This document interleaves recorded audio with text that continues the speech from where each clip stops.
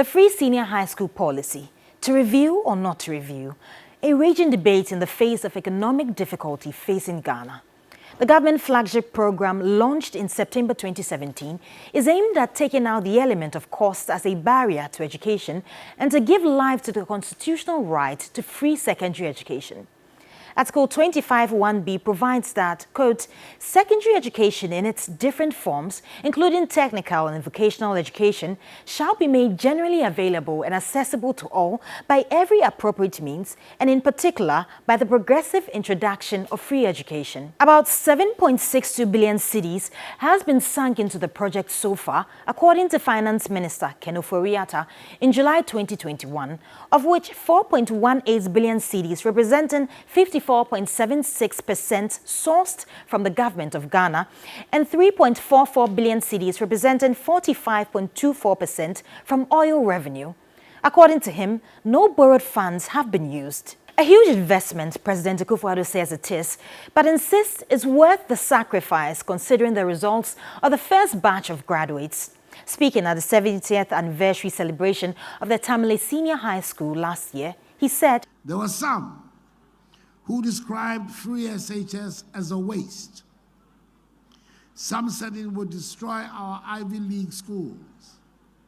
And some indicated that the policy was going to compromise the quality of senior high school education. None of these have happened, and I'm sure they have eggs on their faces now, or should have." But as it stands, there's a strong indication that the policy will be reviewed. Information Minister Kojo Nkrumah has disclosed after a 3-day cabinet meeting that all of government's flagship programs, including free senior high school, are on the table for review. This came only a few days after the chairman of the National Development Planning Commission, Professor Stephen Adey, has suggested a review of the policy. He said, quote, "We have to look at it again. I think that there are certain schools which we should make autonomous and fee-paying, and people will go there.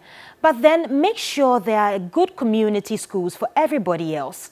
So the Achimotas and the Wegehes, which people want their children to go to, let them pay," unquote. Member of Parliament for Achim Swedru, Kennedy Nyako, says shares similar sentiments in a Facebook post.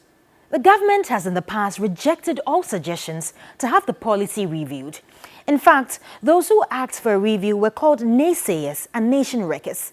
But it does appear the suggestion of the naysayers and the nation wreckers would prevail in the coming days. But what will a review mean? Suspension? Cancellation? That's a big question to be answered by the government.